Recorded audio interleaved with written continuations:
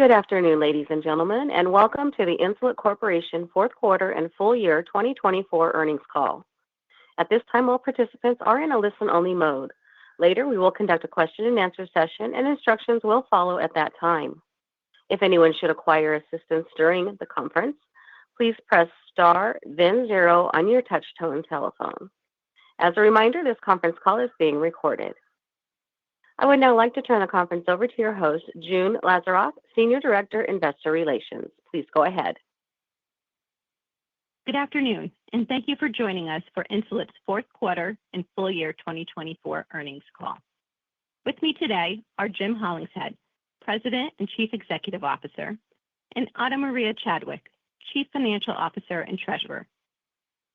Both the replay of this call and the press release discussing our fourth quarter and full year results, as well as our 2025 guidance, are available on the Investor Relations section of our website.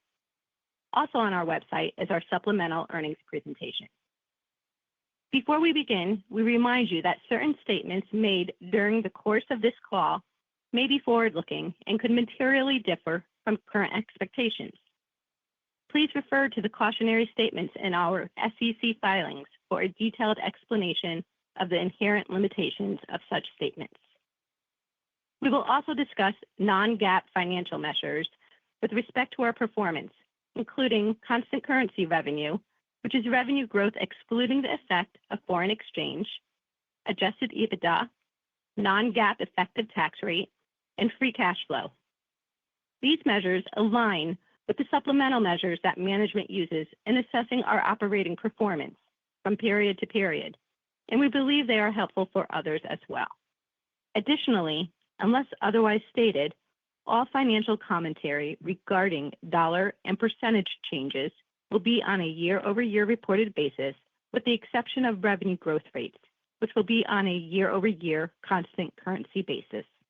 With that, I will turn the call over to Jim. Thank you, June. Good afternoon, and thank you for joining us. We concluded an incredible year with a very strong fourth quarter, achieving several milestones across the business, as well as every one of our growth and margin objectives. We continue to see robust demand and momentum for Omnipod 5, now available to both Type 1 and Type 2 patients in the U.S., and continue to expand rapidly in international markets. 2024 marked our ninth consecutive year of 20% or more constant currency revenue growth, and we generated over $2 billion in revenue for the first time in Insulet's history. For context, we first achieved $1 billion in full year revenue in 2021. In just 3 years, we have doubled our top line. We also delivered on our plan to grow both U.S. and international new customer starts sequentially and year over year in the fourth quarter. This resulted in year-over-year new customer start growth for the second half of the year in both U.S. and international markets. We also grew new customer starts in both Type 1 and Type 2 populations in the U.S. And I am pleased to share that we have an estimated 500,000 global customers using Omnipod, and of these, 365,000 are active global Omnipod 5 users. Reaching 500,000 customers is a tremendous milestone that our entire team is proud to have achieved and elevates us to a stronger position for future growth and value creation, given our recurring revenue model, which is supported by high customer retention and continuing new customer growth. Our ongoing achievements are proof of the overwhelming acceptance and widespread adoption of Omnipod 5 and have positioned us with strong momentum as we enter 2025 and look out over the longer-term horizon. We have great confidence in our objectives to continue growing and executing our strategic plans across our U.S. and international markets. Ana will take you through what this means in terms of our financial outlook. But first, I will highlight our initiatives and progress made across our 3 strategic focus areas. First, our work to advance the Omnipod 5 platform through our cascade of innovation fueled by data. Second, our strategy to lead ongoing growth for both Type 1 and Type 2 in the U.S. And third, our commitment to drive access to Omnipod 5 internationally. Starting with our cascade of innovation, which includes our broad compatibility with smartphones and sensors. The work to develop and establish these compatibilities from our platform has allowed us to strengthen and expand our market-leading position with Omnipod 5 and will continue to be a driver looking forward. In October, we launched the Omnipod 5 iOS app in the U.S. integrated with G6, and we have heard from many new users that iOS was one of the key factors in choosing Omnipod 5. Our iOS app offers enhanced capabilities that are unique and time savers for podders, including our custom foods feature, which makes mealtimes simpler. Feedback has remained extremely positive, including phrases like life-changing, freedom, and normalcy. Since launching iOS, over 25% of U.S. Omnipod 5 users have switched to using their iPhone, and we remain on track to launch iOS with G7 in the first half of this year. In November, we are proud to have launched Omnipod 5 integrated with Abbott's FreeStyle Libre 2 Plus sensor in the U.S. We also continue to ramp Omnipod 5 with Dexcom's G7 in retail pharmacy. In the fourth quarter, over 90% of U.S. customers and over 30% of our international customers were using Omnipod 5. These are significant achievements given that we fully launched Omnipod 5 in the U.S. in mid-2022 and had only launched in 4 international markets as of the end of 2024. We are proud to have delivered terrific customer-centric innovation, which has helped us meet customers where they are and bring them onto our technology. In 2024, we saw more Omnipod 5 technology integrations and launches than in the prior 3 years combined. It is no coincidence that our revenue essentially doubled in that same period. Omnipod 5 is the most connected tubeless automated insulin delivery, or AID system, on the market. Today, I am also excited to announce our next leap forward in diabetes management with the U.S. limited market release of Omnipod Discover, a new value-added service for HCPs and patients to track data, identify utilization and health trends, and discuss these dynamics together. Omnipod Discover is a digital platform connecting clinicians and their patients for personalized data management, insulin usage insights, and learning materials to optimize patient engagement and outcomes. The Omnipod Discover platform will be integrated and accessible across devices, from a clinician's workstation or a patient's smartphone. We look forward to sharing user experience updates as we roll this out over the coming months and quarters. In clinical trials, last week our secured T2D manuscript was published. These findings support our indication for Omnipod 5 use in adults with type 2 diabetes and will be leveraged to transform the lives of millions of people. Additionally, results from our Radiant study will be shared at the Advanced Technology and Treatments for Diabetes Conference in Amsterdam next month. Our Strive study, which will test further enhancements to our world-class SmartAdjust algorithm, will also commence enrollment next month. And our investment in fully closed-loop algorithm research continues with our evolution studies, with the next phase commencing later this year. These trials are further evidence of our commitment to continue to advance our technology platforms, which we validate through clinical evidence. Turning to our second strategic focus area, leading ongoing growth in the U.S. for type 1 and type 2. We have long offered the best technology on the market for type 1 and are incredibly excited to continue expanding into type 2. In the fourth quarter, consistent with the prior quarters, over 85% of our U.S. new customer starts were from people previously on MDI. This is a tremendous testament to the value and simplicity we bring to people living with diabetes. Since we received FDA clearance for type 2 ladle expansion for Omnipod 5 in August, we have been working relentlessly to build our market leadership position in the type 2 diabetes market. As a reminder, we are the first to market an AID for the type 2 indication. It's a very important opportunity for us and for millions of patients living with type 2 diabetes who need insulin. For the fourth quarter, type 2 users represented over 30% of our U.S. new customer starts as we ramped adoption in this patient population.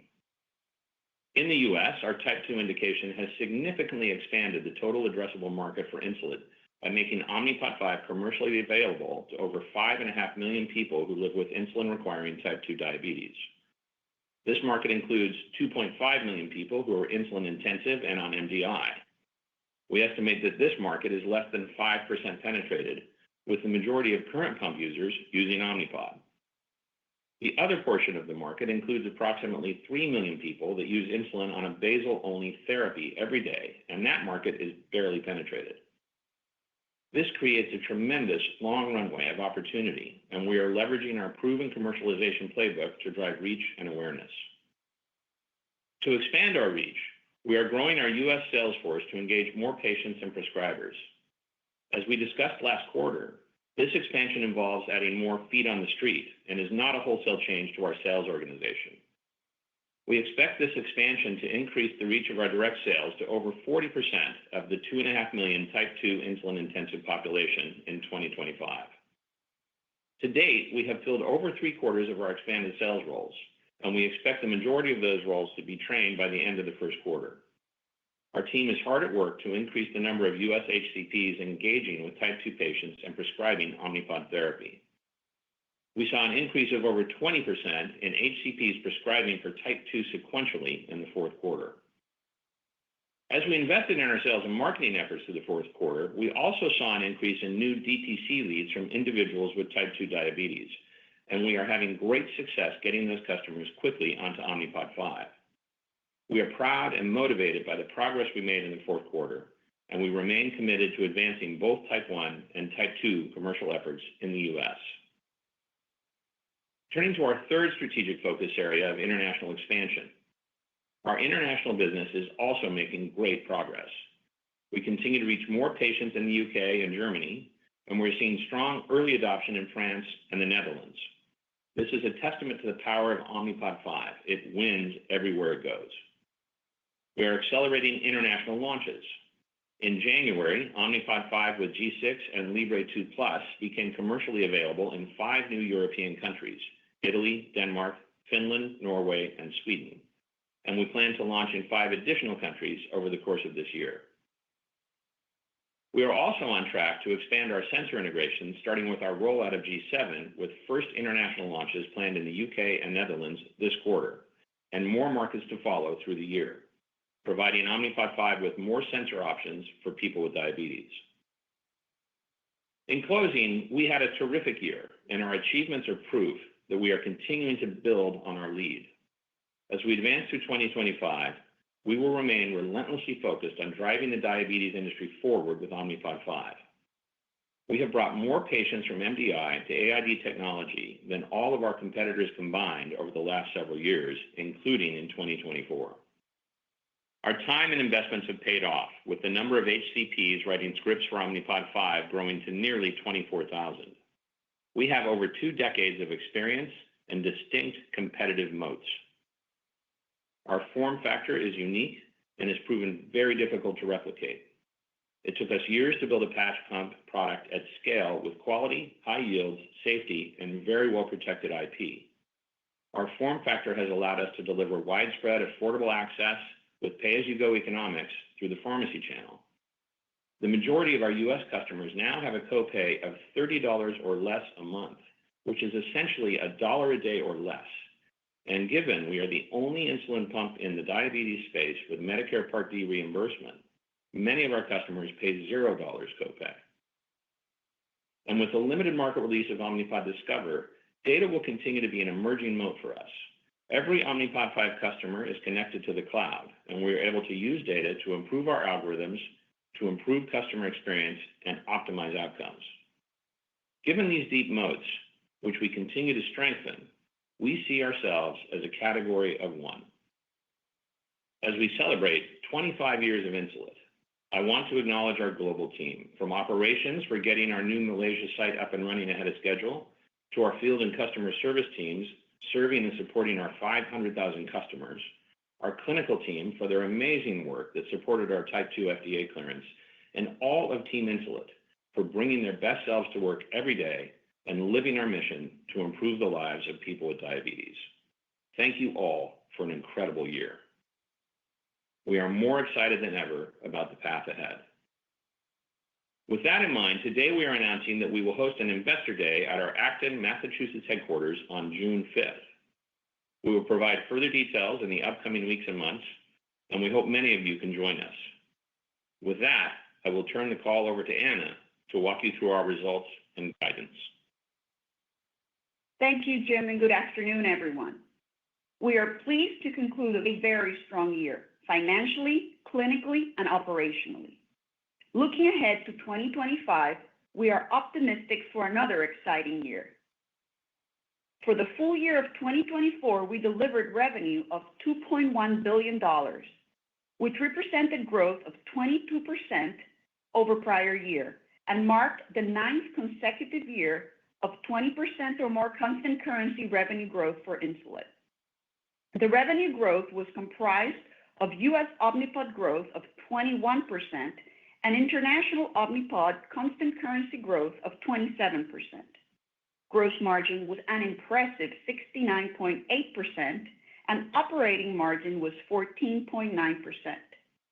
For the full year, our estimated global utilization and retention trends remained stable versus prior year. Our results demonstrate the ongoing strength of our platform and the dedication of our teams, who executed our vision of getting more patients on Omnipod in every geography we serve, culminating in tremendous recent milestone of 500,000 active global customers. In our fourth quarter, we achieved 17% total revenue growth and our highest quarter of total revenue dollars.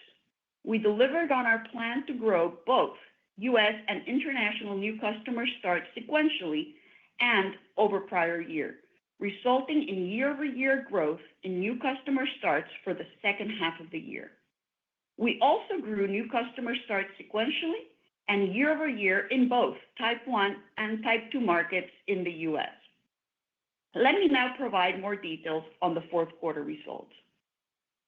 U.S. Omnipod revenue grew 12.4%, just above the high end of our guidance range, driven by ongoing strong demand for Omnipod 5. As a reminder, the fourth quarter of 2023 included two stocking dynamics, which total an estimated $30 to $40 million, and impacted our fourth quarter of 2024 growth rate by approximately 1,100 basis points. U.S. revenue growth was driven primarily by increasing volume as we continued expanding our customer base. As Jim discussed, we are extending the Omnipod 5 platform through our cascade of innovations, which will support continued customer growth. Additionally, the ramp in Type 2 new customer starts that we experienced after the FDA clearance in August continued throughout the fourth quarter. We expect the Type 2 label expansion to contribute meaningfully to revenue in 2025, and it presents a significant long-term growth opportunity for our business given our annuity-based model. Turning to international markets, our team delivered another exceptional quarter, achieving 33.1% revenue growth, which was at the high end of our guidance. Growth was driven by continued strong demand and adoption of Omnipod 5. On a reported basis, foreign currency was a 40 basis point tailwind over the prior year, which was approximately 60 basis points unfavorable versus our guide. We continue to drive strong Omnipod 5 growth in the UK and Germany. We're also pleased with the early momentum we're seeing in Omnipod 5 adoption across France and the Netherlands, along with positive feedback from our recent Libre 2 Plus integrations. With our recent launches of Omnipod 5 in Italy and the Nordics, and future market launches planned, international will play an increasingly pivotal role in our growth strategy. Turning to drug delivery, revenue grew 34.1% and was above our guidance range due to an increase in orders from our partner. In addition to our strong revenue growth for the fourth quarter, we are pleased to deliver exceptional gross margin expansion. Fourth quarter gross margin was 72.1%, up 120 basis points over prior year, primarily driven by U.S. volume through the pharmacy channel, Omnipod 5 pricing in international markets, and improved manufacturing efficiencies. We continue to drive margin expansion as we scale and execute our initiatives to drive operational excellence across our global business. Operating expenses increased in line with our expectations as we invested in our business to support our strong growth trajectory, including gearing up for near-term launches globally. We once again grew R&D dollars as we continue to fund our pipeline of innovation. Operating margin was 18.3%, and adjusted EBITDA margin was 25.3%. While down from prior year due to the benefits of the stocking dynamics last year, we are very pleased with these strong margin results. From a tax perspective, in the fourth quarter, we released approximately $17 million of our valuation allowance, resulting in a non-cash tax benefit, which has been adjusted out for non-GAAP purposes. Our non-GAAP effective tax rate for the fourth quarter was 25%, and the full year was 24%. Turning to cash and liquidity, we ended the year with over $950 million in cash and cash equivalents, and the full $300 million available under our credit facility. Our free cash flow for the year was $305 million, a milestone that represents our commitment to and execution on delivering a premium financial profile as we continue generating cash and investing in the business for long-term profitable growth. Now turning to our 2025 outlook. For the full year, we expect total Omnipod revenue growth of 17% to 21% and total company revenue growth of 16% to 20%. As a reminder, our revenue growth guidance is on a constant currency basis. For U.S. Omnipod, we expect revenue growth of 16% to 20%, driven by strong Omnipod 5 adoption as we continue to build our recurring revenue model by growing Type 1 and ramping Type 2. We also expect benefits from G7, Libre 2 Plus, and iOS as customers continue to move from MDI to our AID technology. We anticipate U.S. new customer starts will grow on a year-over-year basis. Our guidance for U.S. revenue assumes similar trends in pricing, utilization, and retention for 2025 relative to 2024. For international Omnipod, we expect revenue growth of 22% to 26%. On a reported basis, we are assuming an unfavorable foreign currency impact of approximately 300 basis points. We expect continued growth in the UK and Germany as those markets benefit from new integrations and customers continuing to upgrade from Omnipod DASH to Omnipod 5.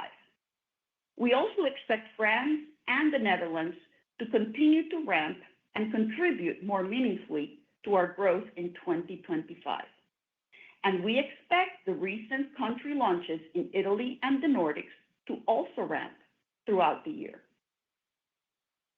We anticipate international new customer starts will also grow year over year. Volume is expected to be the primary driver of our international revenue growth. Consistent with trends we saw in 2024, we expect international revenue to also benefit from pricing as new customers adopt our technology and existing customers upgrade from Omnipod DASH to Omnipod 5. Our international guidance assumes a modest benefit from pricing and stable utilization and retention trends from 2025 relative to 2024. Lastly, for drug delivery, we expect a 45% to 55% decline. Turning to 2025 gross margin, as we previously communicated, we expect modest improvement going forward as compared to prior years, which reflected the benefit of pricing as we shifted to the pharmacy channel. For the full year, we expect gross margin of approximately 70.5%. This guidance reflects the continued build in scale and manufacturing efficiencies, including our Malaysia facility becoming slightly accretive in the back half of the year. We expect these benefits to gross margin to be partially offset by the ramp of our lower margin international business. Additionally, our gross margin guidance assumes that our business will not be materially impacted by tariffs. We are very pleased to have a robust manufacturing position here in the U.S., complemented by manufacturing sites in China and Malaysia. Our supply chain strategy includes developing regionally located dual source for materials, which provides us with resiliency. This strategy has demonstrated success over prior challenging supply chain environments and offers us great optionality and adaptability in the current environment. Naturally, this is something that we are continuously monitoring. For the year, we're guiding operating margin of approximately 16.5%, which reflects 160 basis points of expansion over 2024. We expect to continue to expand margins while further investing in R&D, which we will continue to fund with more dollars on a year-over-year basis, given our exciting pipeline of innovation. Our operating margin guidance also includes investments in sales and marketing, particularly as we develop the Type 2 market and continue to grow our Type 1 customer base. We have many catalysts for growth in 2025 and considerable opportunities to drive further margin expansion over the near and long term, coming from scaling the business efficiently, even with continued investments in our robust innovation pipeline and commercial efforts. Consistent with historical patterns, we expect gross margin and operating margin to be lower in the first half of the year and improve in the second half. For 2025, we expect our effective tax rate to be 20 to 25%. We expect capital expenditures to be slightly higher in 2025 compared with 2024 as we continue to expand and optimize our manufacturing and supply chain operations, as well as support our global expansion. Additionally, we expect to continue generating positive free cash flow annually and strengthening the cash position on our balance sheet through organic growth and profitability. Turning to our first quarter 2025 guidance, we expect total company revenue growth of 22 to 25%. For U.S. Omnipod, we expect growth of 21 to 24%. As a reminder, the first quarter of prior year included $20 to $25 million of unfavorable stocking dynamics. Adjusting for this, our first quarter U.S. Omnipod growth is in the mid to high teens. For international Omnipod, we expect growth of 28 to 31%. On a reported basis, we estimate an unfavorable foreign exchange impact of approximately 400 basis points, and we expect drug delivery revenue to decline 5 to 10%. In conclusion, we are very pleased with our recent progress and immensely excited for the year ahead, underpinned by our innovative technology, significant investments in growth, and product differentiation, wide competitive moats, and unparalleled feedback from providers and patients. We are positioned to continue leading the insulin delivery field and changing the lives of people with diabetes for the better. Furthermore, we will do all of this while generating strong growth, executing on our plans for gross margin and operating margin expansion, and improving our profitability and free cash flow profile to enable continued investments in key growth catalysts. To summarize, we are optimistic about the future and the long-term value we are creating.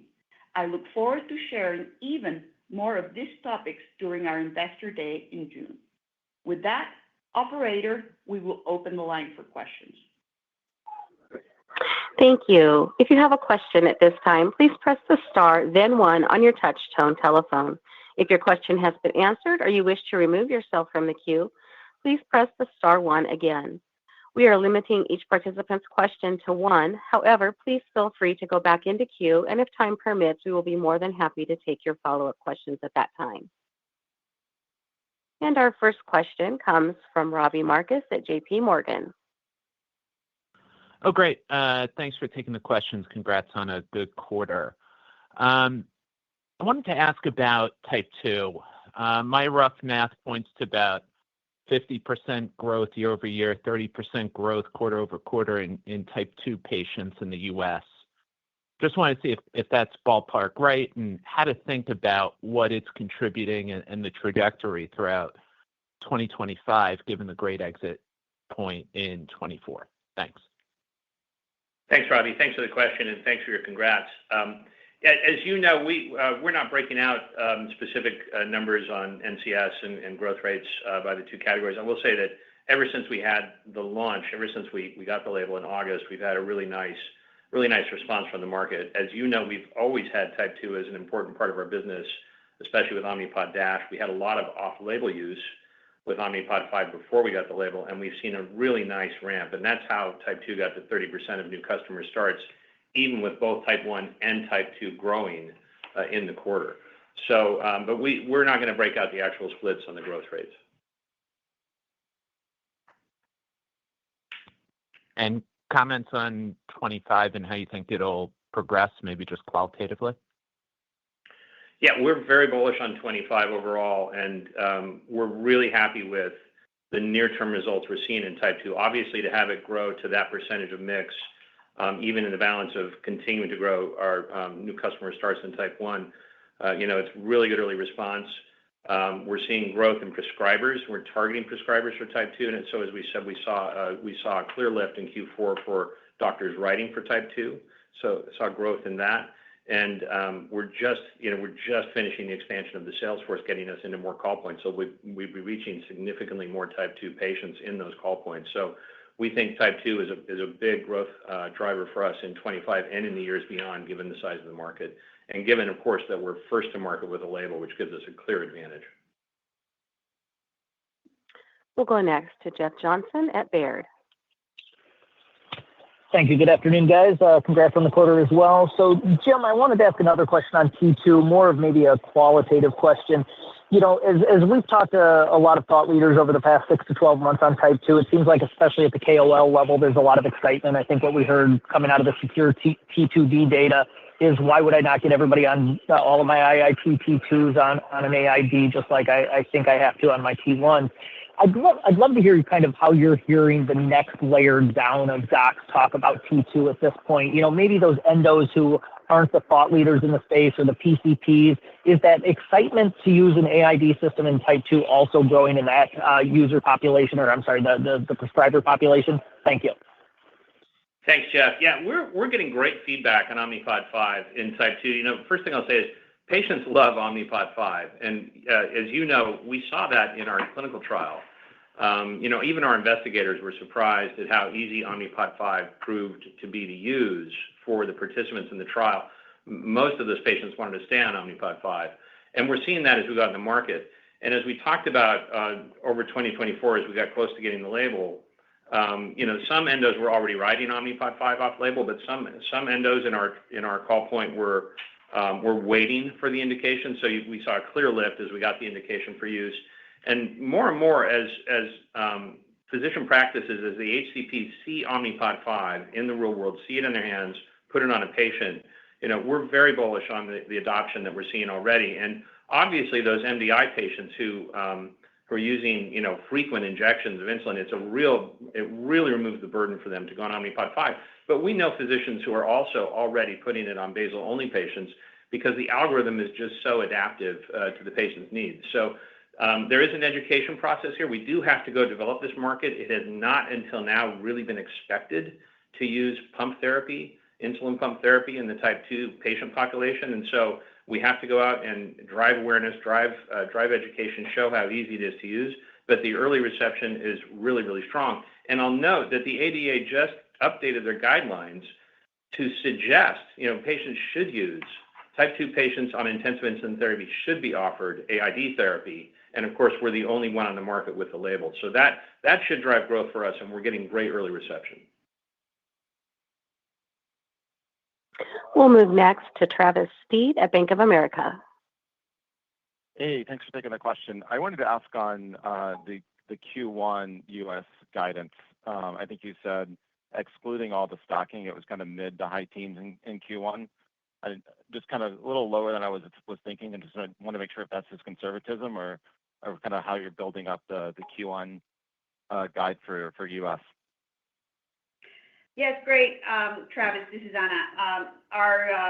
You're absolutely correct. The normalized guidance for the destocking events back in 1Q of 2024 bring us to the mid to high teens. And that is also to consider that we do have that seasonality between the fourth quarter in the U.S. and the first quarter.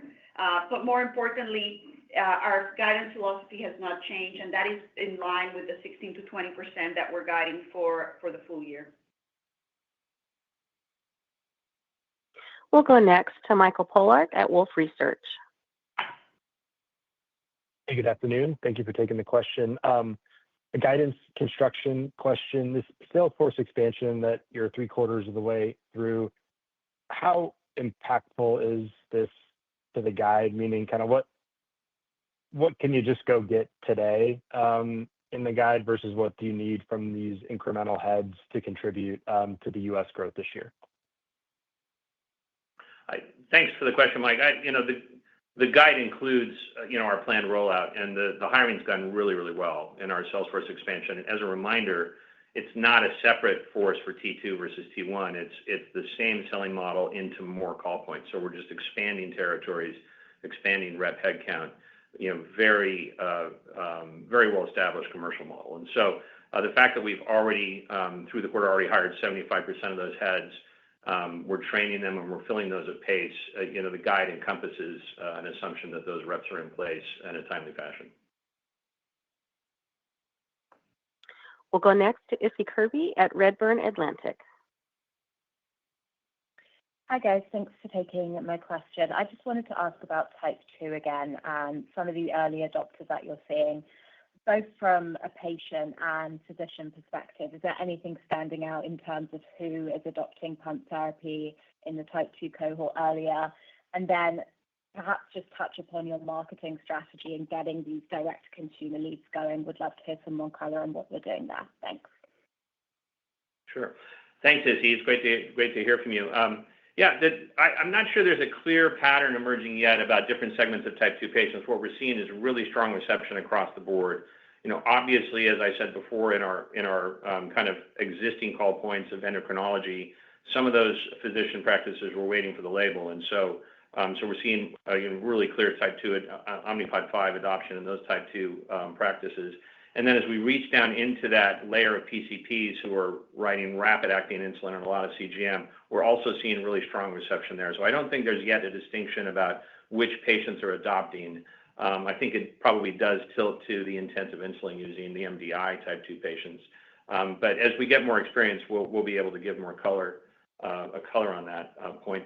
Then on the DTC, I think it's really powerful. As we've said before a couple of times, Omnipod 5 lends itself so well to direct-to-consumer promotion because it's so easy to use and it's so easy to adopt and train for and so on. So it's much easier for us. We have a clear advantage over our pump competitors to go out and talk about Omnipod 5 because patients can see it and visualize how easy it is to use.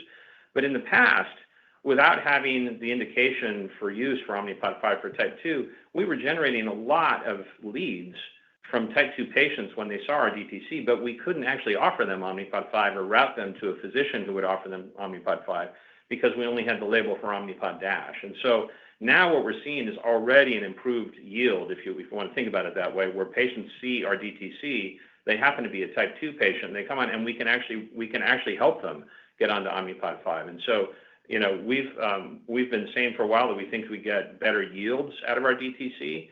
And it's clearly paying dividends for us to be able to promote in that way. So we're reaching more physician practices through the sales force expansion, and we're reaching more type 2 patients who might be seeing a physician that we're not calling on. And both arms of that promotional strategy, I think, are paying off. We'll take our next question from Patrick Wood at Morgan Stanley. Perfect. Thank you so much. I'll keep it to one.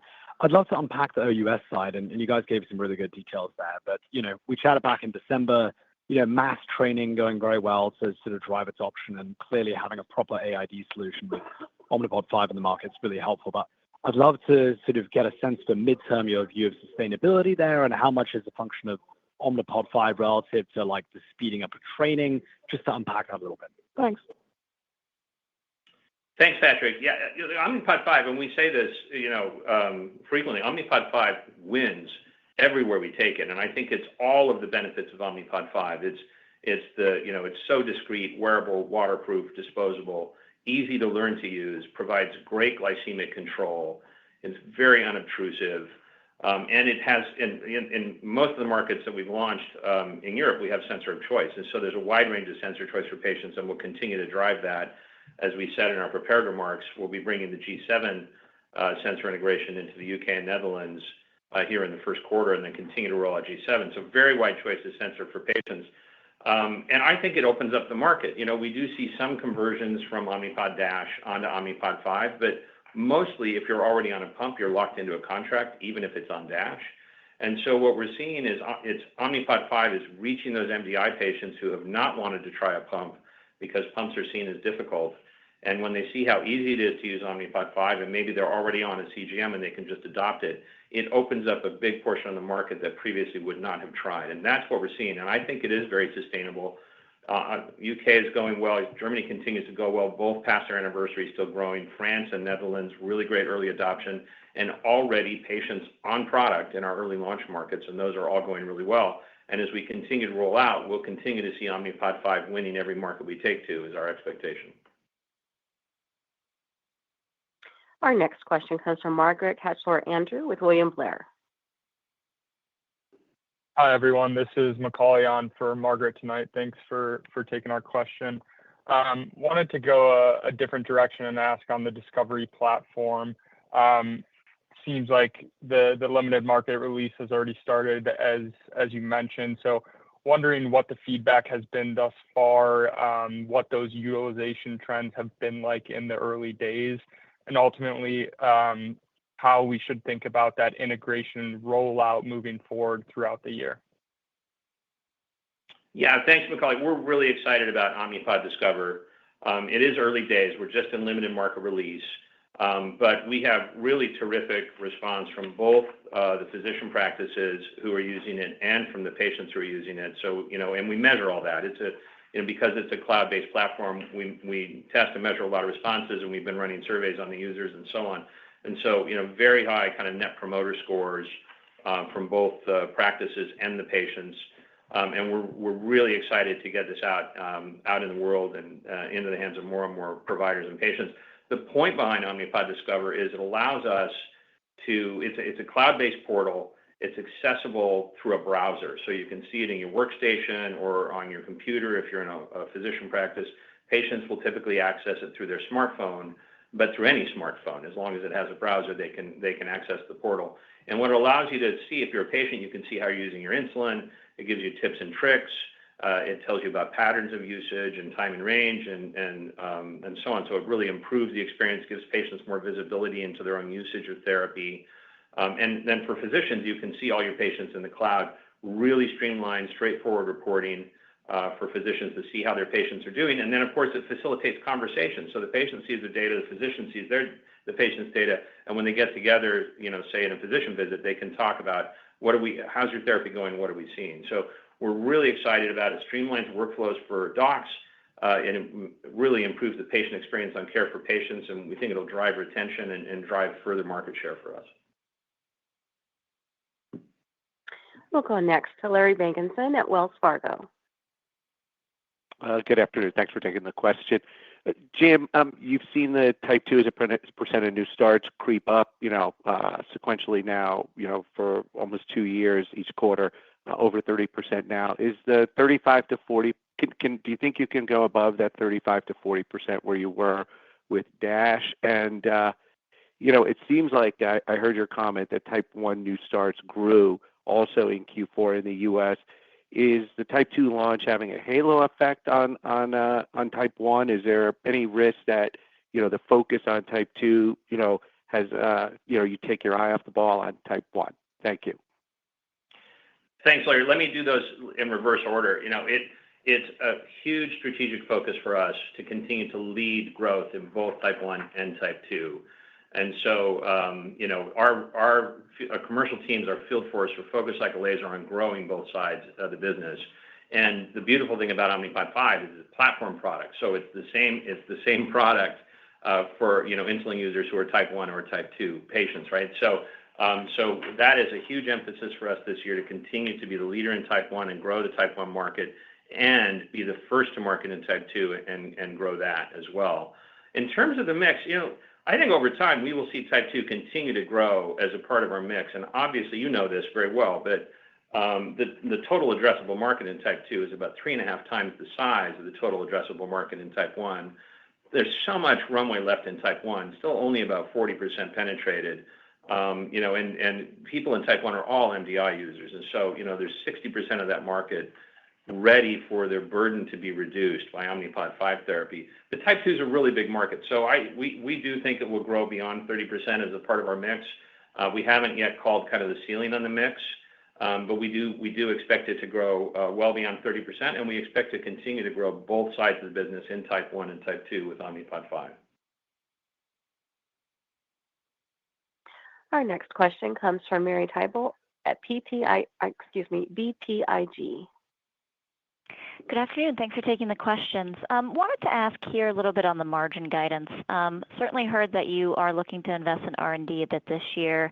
But when I look at all the drivers that got you to this really strong gross margin and operating margin here in Q4, a lot of it looks like sustainable dynamics. And so I'm just kind of curious, nothing to sneeze at this 160 bips of expansion in 2025, but just kind of curious, why not a little bit higher? Thanks for taking the questions. Yes, great. Absolutely. Listen, we're very excited to grow up margin to 160 basis points. Some amount will come from gross margin, as I've mentioned before, as we have guided here to gross margin over the 70% at 70.5%, which has been a longstanding goal of the company here. But we're looking to invest in R&D. We're going to be probably in different parts of the cycle, 10 to 12% of our revenue will be in R&D. We're absolutely looking to sales and marketing, especially capitalizing here in the type 2 and in the international launches. So that will be areas that we invest. Our general and administrative expenses will see leverage, and that gives us the confidence to the guide here at 16.5%.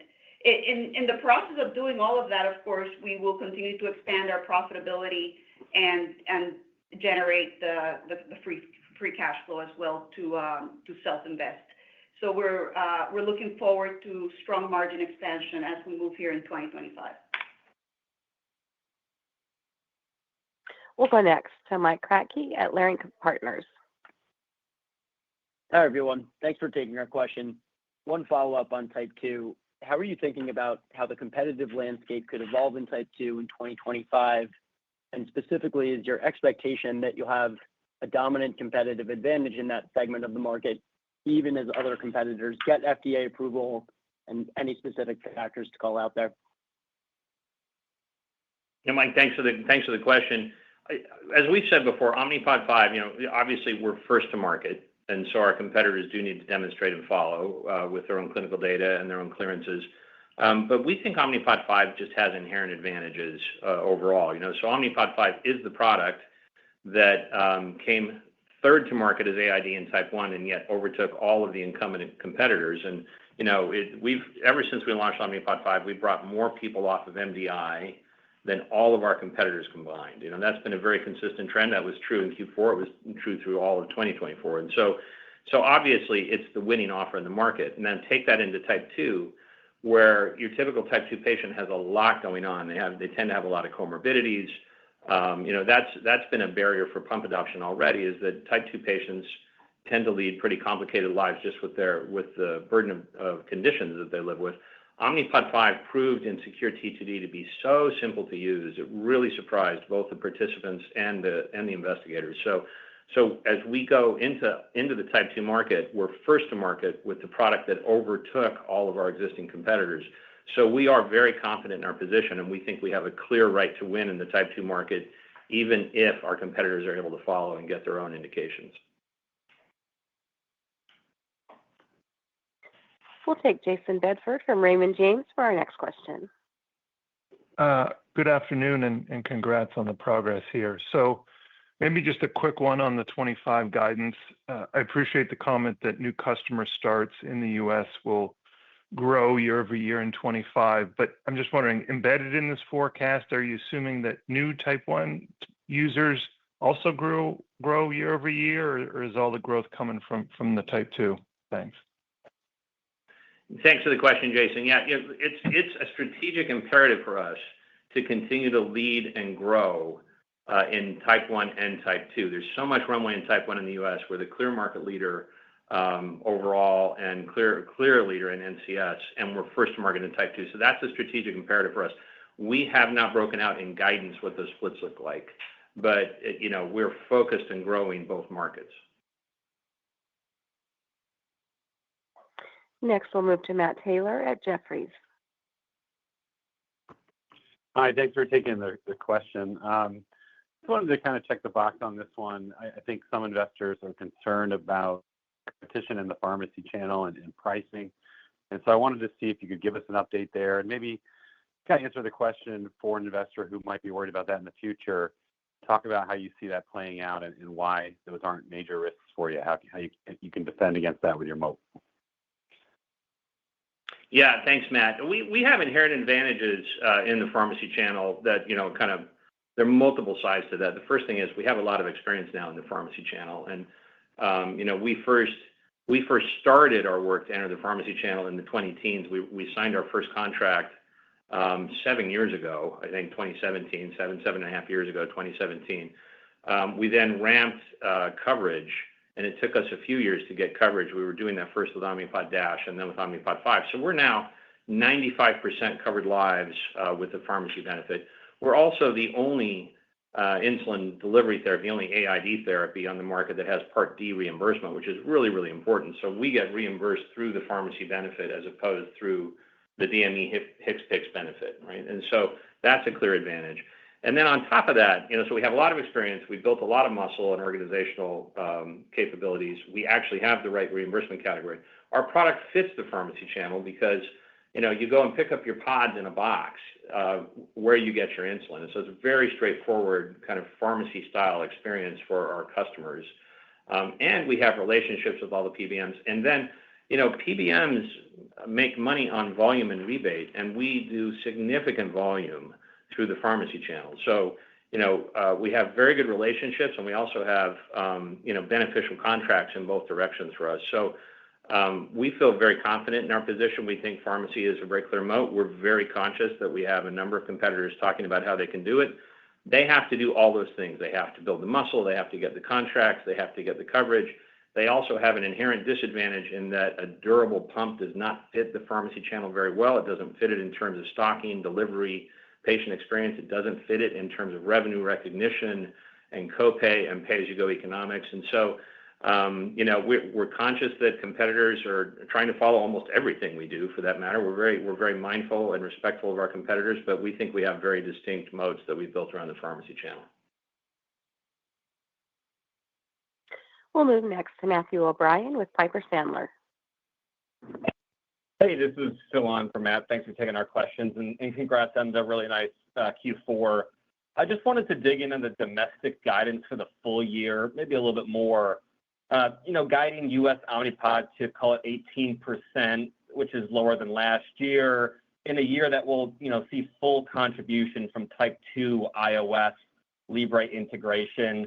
I guess with these tailwinds, why is, high teens the number, the right place to set expectations, especially as it relates to being the first mover in the, quite honestly, massive type 2 opportunity? Great. Thanks for the question. We do not feel like we're slowing down. We will for sure be accelerating, especially as the year progresses. I want to take a step back in the U.S. for a second and comment a little bit on some dynamics. We anticipate our growth to come from volume. In 2024, we were not 100% in the pharmacy channel. So at the beginning of the year, as we progress through the year. So in the earlier quarters, we had some benefit back in 2024 from price. And that's a headwind as we look at variance of growth. That normalizes as we go through the year. As of the third quarter, pretty much almost 100% of our volume was going through pharmacy. So that's one consideration. There's a little bit of price headwind, but not that there's a headwind. It's just as you do it as a comparison. We're extremely excited by our guidance. The team internally here is completely striving for the high end of our guidance.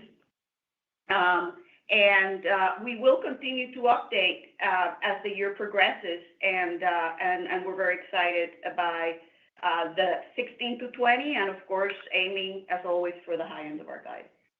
Yeah, and I'll just add, Phil, we have a pretty strong track record of achieving our goals, and so we're focused like a laser on continuing to deliver growth. We were really happy to deliver our 9th straight year of 20% plus growth on the top line, and we have strong ambitions for continuing to grow the business. We'll take our next question from Chris Pasquale with Nephron Research. Thanks. I wanted to push a little bit on the margin guidance. So if my math is right, your 24 gross margin would have been just slightly below 70.5 if not for that one-time charge back in 2Q. So guidance is effectively calling it for it to be flat despite Malaysia ramping, despite improved pricing OUS. So can you talk a little bit about the offsets there? And then maybe more importantly, now that you've reached this 70% milestone, how much higher do you think you can get gross margin longer term? Should we expect it to flatten out in this area, or is it an opportunity to go meaningfully higher? Yes, no, great. We're very proud of that achievement of fourth quarter being at 72% gross margin and guiding to the 70.5, and the team has done a fantastic job. As I've mentioned before, we've benefited from tailwinds of pricing that has helped our gross margin expansion, and now we're achieving an industry-leading level here, and we're going to continue to push growth at a more moderate level. You're absolutely correct with the Omnipod Go charge. It gets us close. I do want to point a headwind that it's out there. As everybody knows, our international pricing is lower than our U.S. And as we materialized in 2024, we grew faster in international than U.S. as a mix.